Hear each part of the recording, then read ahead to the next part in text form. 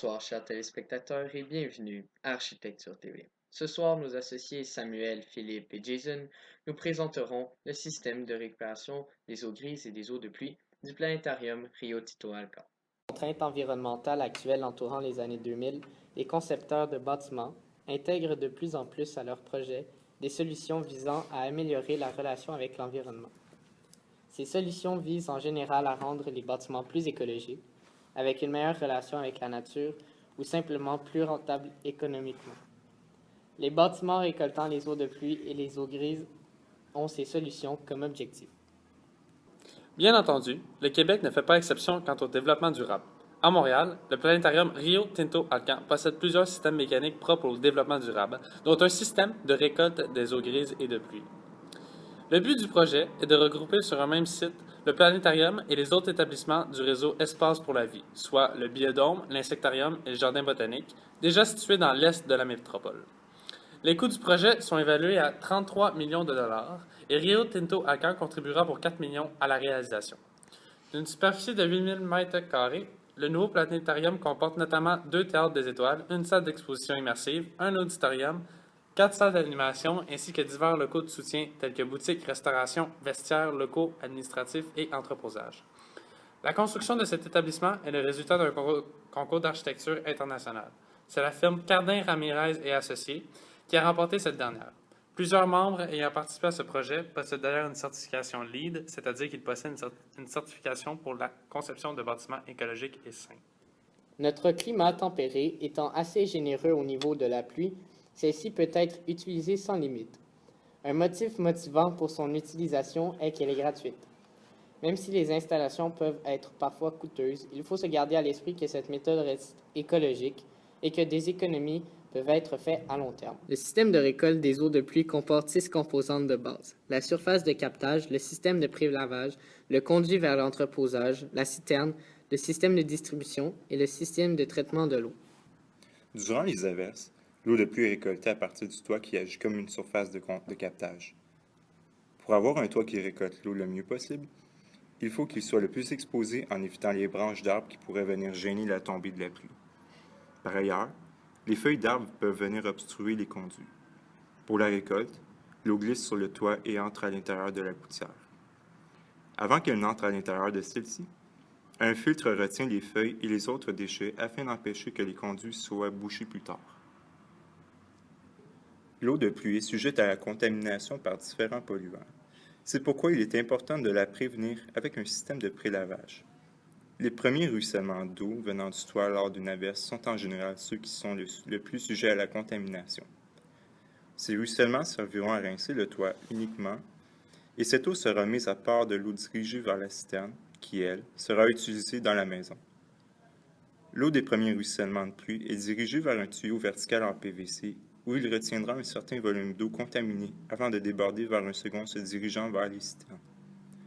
En général, pour que le tuyau de PVC puisse se vider sans intervention, un petit orifice est percé afin de laisser couler un mince filet pour laisser tomber au sol l'eau polluée.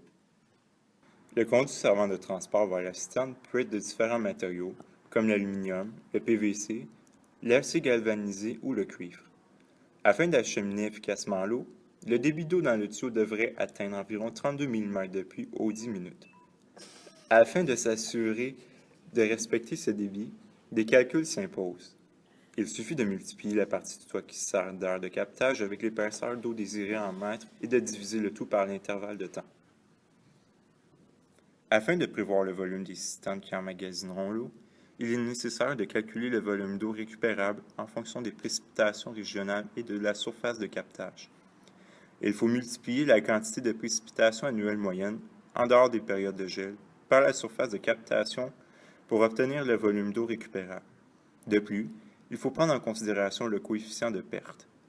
La capacité de la cuve sera alors le volume calculé multiplié par le nombre de jours de réserve d'eau voulue. Le tout divisé par la période de captation désirée. Afin de préparer l'eau à se diriger vers le système de traitement de l'eau, la façon de procéder peut dépendre d'une chose. Si les citernes sont au-dessus du niveau du système de filtration, seule la gravité peut être utilisée afin d'acheminer l'eau vers un niveau plus bas. Mais dans bien des cas, il faut faire monter l'eau et l'installation d'une pompe est nécessaire. Les avantages de la récupération des eaux grises et de pluie sont les suivants. On peut nettement voir une économie en eau de 59,5 % dans les environs. La pluie, en plus, est abondante et gratuite, donc vous n'avez pas à débourser de montant pour la ressource. La récupération entretient aussi la nappe phréatique et les autres gisements d'eau. Et de plus, elle favorise le renouvellement de la ressource. Par la suite, elle limite le volume d'eau à traiter par les stations d'épuration. Finalement, la collecte de l'eau de pluie réduit tous les coûts reliés au traitement et à la distribution de l'eau potable. Par contre, comme tout système, il comporte des inconvénients.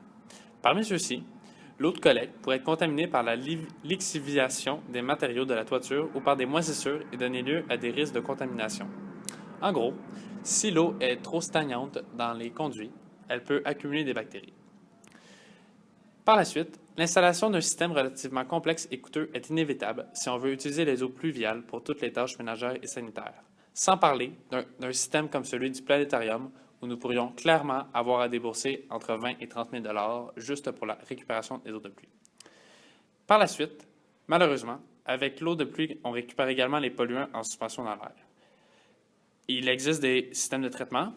Par contre, ceux-ci sont encore très coûteux. Le système de filtration.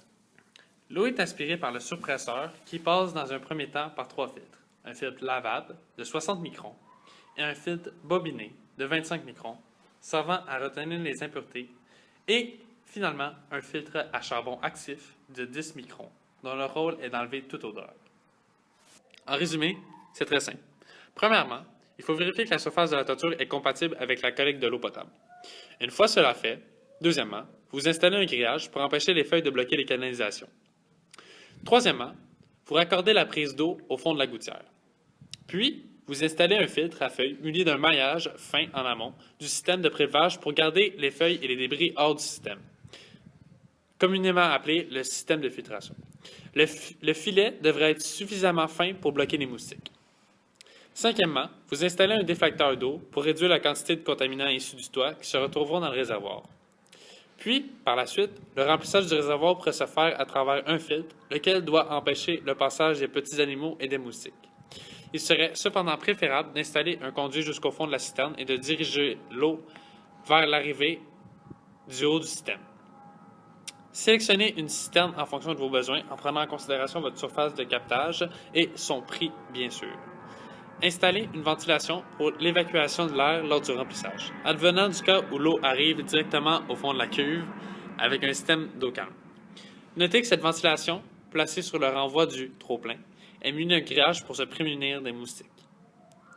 Par la suite, utilisez un système de remplissage à partir du réseau pour combler le niveau d'eau si celui-ci descend sous un certain seuil. Puis, sélectionnez un système de pompage pour distribuer l'eau pour son usage à l'intérieur et ou à l'extérieur de la maison. Installez un système de filtration après la pompe pour réduire les sédiments et les odeurs pour un usage intérieur. Finalement, installez un indicateur du niveau d'eau à votre réservoir afin de surveiller le niveau de l'eau et son utilisation. Adopter cette pensée écologique est un pas remarquable pour un futur mieux équilibré environnementalement.